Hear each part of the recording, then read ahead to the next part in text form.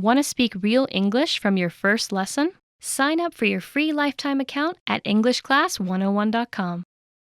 Verbs are life. Verbs are life. Life is verbs. Hi everybody, my name is Alicia. Welcome back to Know Your Verbs. In this episode, we're going to talk about the verb keep. Let's get started.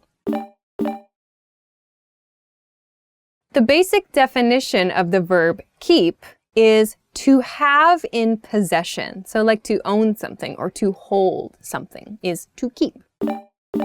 Here are the conjugations for this verb. Present tense, keep, keeps. Past tense, kept. Past participle tense, kept. Progressive tense, keeping. Now let's talk about some additional meanings of this verb. The first additional meaning for this lesson is to stop something from going somewhere.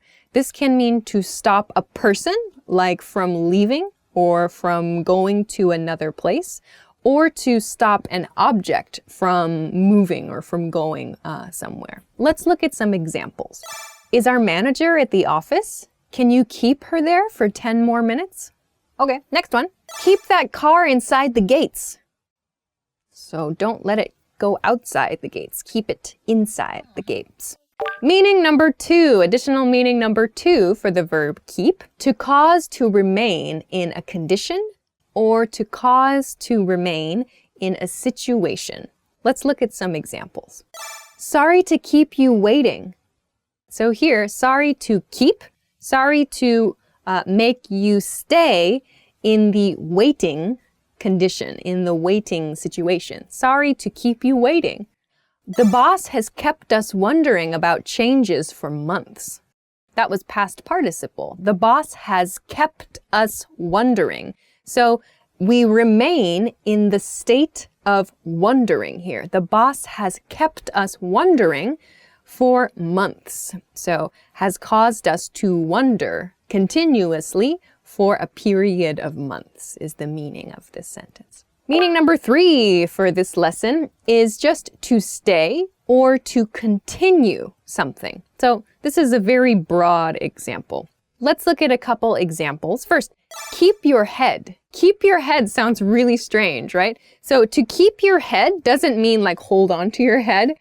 But the expression keep your head means control your emotions. So here, your head doesn't refer to your head as the object necessarily. It refers to your emotions. So controlling your emotions. To keep your head means like to continue your controlled emotional state. So if someone is getting maybe too excited or they're getting really angry, you can say, keep your head. Let's look at another example though. Keep in your lane. Keep in your lane.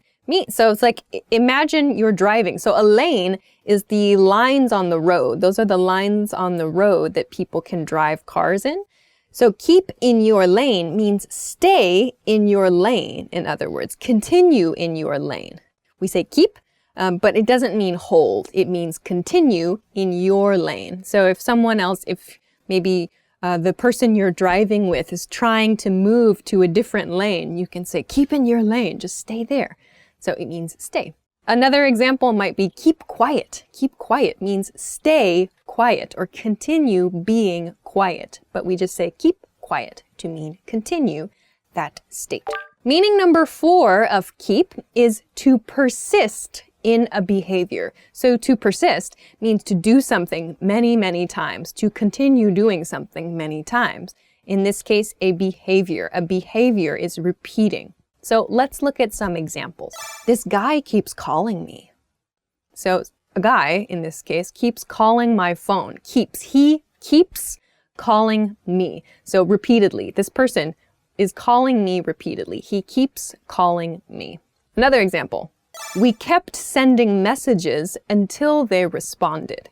We kept sending messages until they responded. So meaning we repeatedly sent messages to someone or maybe to a company until we received a response. So when we received a response, We stopped sending messages. We kept sending messages until they responded.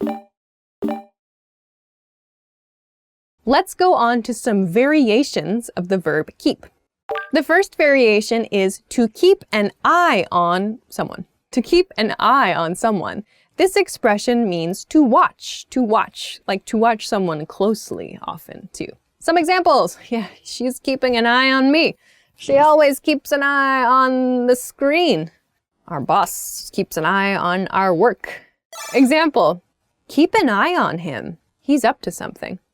If someone says, keep an eye on him, or like, keep an eye on her, with that kind of suspicious intonation, this is kind of a negative expression, like, that person is suspicious, so watch that person. So keep an eye on him. But if you say it with an upward intonation, kind of happy, like, whoa, keep an eye on him, he's doing exciting things. That means, like, you should watch that person and expect something positive, like we have positive expectations for that person. So this is an important phrase to listen to the intonation. Okay, next example of that though. I'm keeping my eye on you. I'm keeping my eye on you. So again, this is an expression where intonation is important. I'm keeping my eye on you and I'm keeping my eye on you have very different meanings. So I'm keeping my eye on you with that downward intonation sounds suspicious. I'm suspicious of you. I'm keeping my eye on you.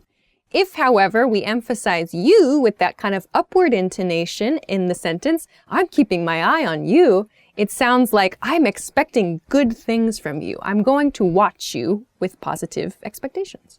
The next variation is to keep one's eyes open, to keep my eyes open, to keep your eyes open. So to keep your eyes open, I use this actually a lot in like live streams, I think. I say like, keep your eyes open for that, or like, keep an eye out for that. So actually, you can use keep your eyes open or keep an eye out. It's sort of a weird expression. So let's start with keep your eyes open. So plural eyes, two eyes. Keep your eyes open, usually for a thing. Keep your eyes open for new ideas. Or, I'll be keeping my eyes open for the exciting announcement. So that means I will be watching for an announcement. Or please watch for new ideas in the first example sentence. So keep your eyes open means watch for something. Watch for something. The expression keep an eye out for means the same thing, but we use the singular eye. So keep an eye out for new ideas. Keep an eye out for an exciting announcement. We can use either the singular or the plural, I or eyes. So, did you learn a little bit more about the word keep? I hope so. If you have some other meanings, or if you know some other variations, have any questions, or if you want to try to make an example sentence, please feel free to do so in the comment section. Of course, if you like the video, please give us a thumbs up. You can subscribe to the channel, and you can check us out for more good resources at EnglishClass101.com. Thanks very much for watching this episode of Know Your Verbs, and we'll see you again soon. Bye!